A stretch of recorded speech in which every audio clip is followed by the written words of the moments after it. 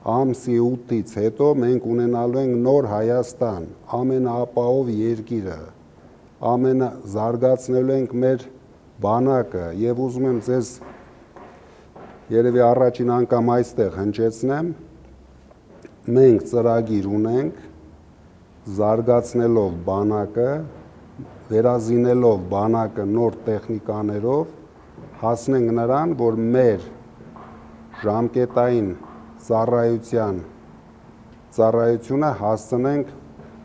1 տարվա, ընդամենը 1 տարվա ընթացքում մենք հասնելու ենք դրան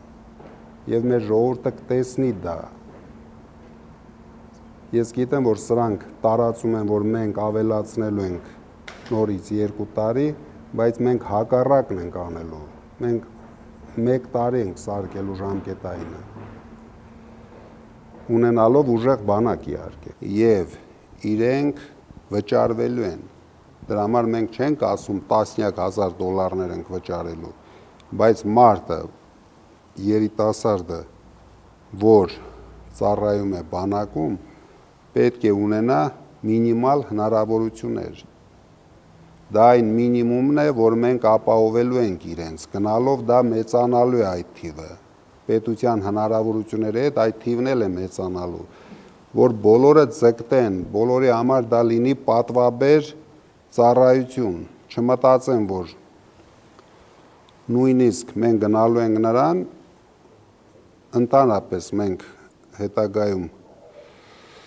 բարձրագույն կրթություն անվճար ենք անելու, բայց իրենք ունենալու են ամենամեծ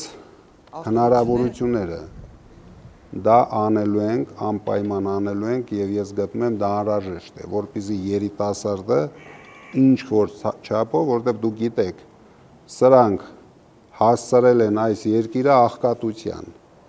նույնիսկ այդ 40,000 դրամը իրենց ընտանիքների համար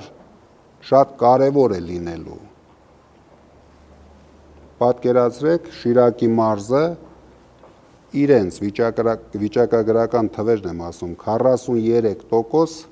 աղքատություն կա, այսինքն այդ 43%-ի երեխաները, որ գնում են բանակ, այդ 40,000 դրամի կարիքը շատ ունեն, այս մարդը նույնիսկ իր մարզն է հասցրել, 2 անգամ ավելացրել է, 20%-ը հասցրել է 39% աղքատության մակարդակը, գոնե իր մարզի համար կարար մի քիչ ուղեղ ունենար, ինչ որ բաներ մտածեր, ոչ մի բան չեն արել, ոչ մի բան,